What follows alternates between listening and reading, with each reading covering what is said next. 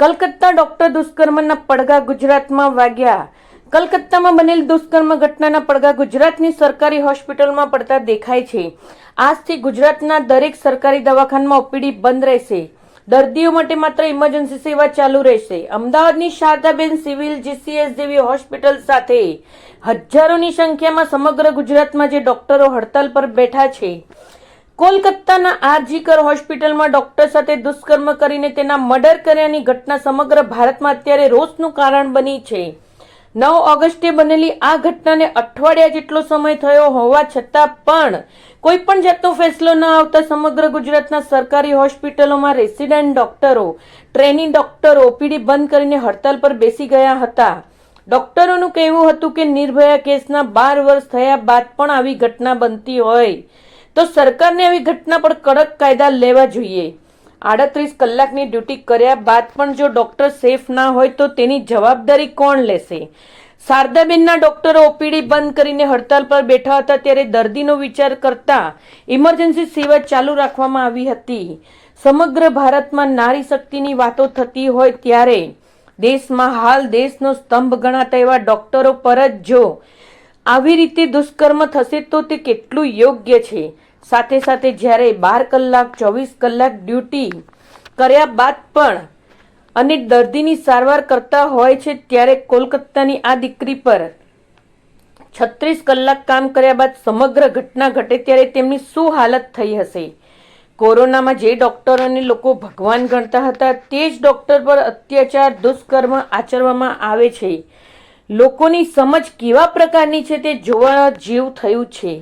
ડોક્ટરો મુદ્દે જ્યાં સુધી કોઈ ચોક્કસ કાયદો બનાવવામાં નહીં આવે અને કોઈ પણ જાતનો સંતોષકારક ફેસલો કરવામાં નહીં આવે તો આ આંદોલન આવી જ રીતે ચાલતું જ રહેશે. મારું નામ ડૉક્ટર સંગીતા ચુડાસમા છે. હું અહીંયા જીસીએસ મેડિકલ ખાતે એનેસ્થેશિયા ડિપાર્ટમેન્ટમાં રેસિડેન્ટ છું. આજે અમે જીસીએસ મેડિકલ કોલેજના રેસિડેન્ટ ડૉક્ટર્સ, ઇન્ટર્ન્સ અને એમબીબીએસ સ્ટુડન્ટ આજે હડતાલ ઉપર છે. હવે એ હડતાલનો મુદ્દો છે જે અઠવાડિયા પહેલાં આરજીકર મેડિકલ કોલેજ કલકત્તામાં જે એક સેકન્ડ યર રેસિડેન્ટ ઉપર દુષ્કર્મ કરવામાં આવ્યું છે, જેનો રેપ કરી અને મર્ડર કરી દેવામાં આવ્યું છે ઓન ડ્યુટી. એ ડૉક્ટર 36 કલાકથી ડ્યુટી ઉપર હતી અને જો એક મહિલા પોતાના વર્ક પ્લેસ ઉપર સેફ ના ફીલ કરી શકે તો એ ક્યાં ફીલ કરશે? એ રોડ પર તો નથી ચાલતી ને. જ્યારે છોકરીને ક્વેશ્ચન કરવામાં આવે છે કે અહીંયા હતી, એ રસ્તા પર ચાલતી હતી, આ તો એની ડ્યુટી પર હતી, છતાં એના જોડે આવું કેમ થયું? હું સરકારને પૂછવા માંગુ છું કે અમારી મહિલાની સેફટીનું શું? આના કોઈ લોસ કેમ નથી? અને આ આપણે ખાલી વસ્તુ મેડિકલ ફ્રેટર્નિટી સુધી લિમિટેડ જ નથી. આ વસ્તુ એની છે જ નહીં કે ડૉક્ટર કરતાં પહેલાં પણ એક સ્ત્રી હતી અને ગઈકાલે 15 ઓગસ્ટ હતો. આપણે 78 યર્સ ઓફ ઇન્ડિપેન્ડન્સ સેલિબ્રેટ કર્યું. કઈ વસ્તુનું સેલિબ્રેશન કરીએ છીએ, કઈ સ્વતંત્રતા મનાવીએ છીએ જ્યાં દરેક ફિમેલને રાત્રે ઊંઘતા જાગતા વર્ક પ્લેસ પર ડ્યુટી કરતાં પણ વિચારવું પડે તો કોઈ મતલબ જ નથી. અને જ્યારે તમે એવું વિચારીને બેઠા છો કે આ એક મેડિકલ ફ્રેટર્નિટીને લિમિટેડ વસ્તુ છે તો એ તમે ખોટું માનો છો. કાલ ઉઠીને કોઈની બી સાથે થઈ શકે છે. તમારી બહેન બી હશે, ડોટર બી હશે. તમે શું એ વસ્તુની રાહ જુઓ છો? 12 વર્ષ થયા નિર્ભયાના કેસને. આપણે એ જ સ્થિતિ ઉપર આજે આવીને ઊભા છે. કાલે 12 વર્ષ રહેશે અને ફરી આપણે આ પરિસ્થિતિ પર ના ઊભા રહીએ એના માટે આ વખતે અમે સ્ટ્રાઇક કોલ ઓફ નહીં કરીએ જ્યાં સુધી વસ્તુઓ ચેન્જ નહીં થાય. વર્ક પ્લેસ પર અમારા માટે સેફ કન્ડિશન્સ નહીં હોય ત્યાં સુધી અમે આ સ્ટ્રાઇક કોલ ઓફ નથી કરવાના.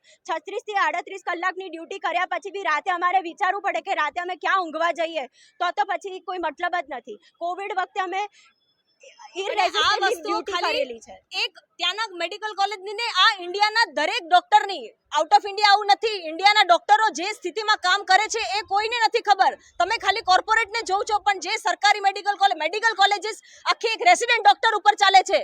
36 કલાકની 48 કલાક પણ ડ્યુટી કરવી પડે છે ત્યારે અમે ના નથી પાડી શકતા. અમે પેશન્ટને ના નથી પાડી શકતા. અને જ્યારે કોઈ પેશન્ટની મૃત્યુ થાય છે ત્યારે એ ડોક્ટરોને બી મારવામાં આવે છે. ત્યારે એ બધી વસ્તુ અમે સહન કરીને પણ આ ડ્યુટી પર આવીએ છીએ. અને જો અમને એક બેઝિક એક સેફટી પણ ના મળે અમારા જ હોસ્પિટલમાં તો આગળ પછી કોઈ પોતાની દીકરીને ડોક્ટર બનાવતા 100 વાર વિચારશે. તમે કોવિડ વખતે એવું વિચાર્યું હતું કે ડોક્ટર્સે આટલી મદદ કરી, અમે રાત દિવસ એક કરી અને કોવિડમાંથી તમને બહાર લાવ્યા છે. તમને ખબર છે શું પરિસ્થિતિમાં રેસિડેન્ટ ડોક્ટર્સ 24 થી 48 કલાકની ડ્યુટી કરે છે? ગવર્મેન્ટ હોસ્પિટલના સેટઅપ જોયા છે? ના સરખા વોશરૂમ હોય છે, ના સરખા ડ્યુટી રૂમ્સ હોય છે. ક્યાં ઊંઘવાનું, ક્યાં ખાવાનું કોઈ જોવા નથી આવતું. અને છતાં બી કશું ખોટું થાય તો અમને મારવામાં આવે છે, અમારો રેપ કરવામાં આવે ને અમને મર્ડર કરવામાં આવે છે. આ વસ્તુ અમે નહીં ચલાવીએ. We want early justice, we want the central protection act to be implemented. 7 દિવસ થઈ ગયા છે, અમને જસ્ટિસ જોઈએ જ છે આ ટાઈમ, અને અમે આ સ્ટ્રાઇક કોલ ઓફ નહીં કરીએ, it is an indefinite strike.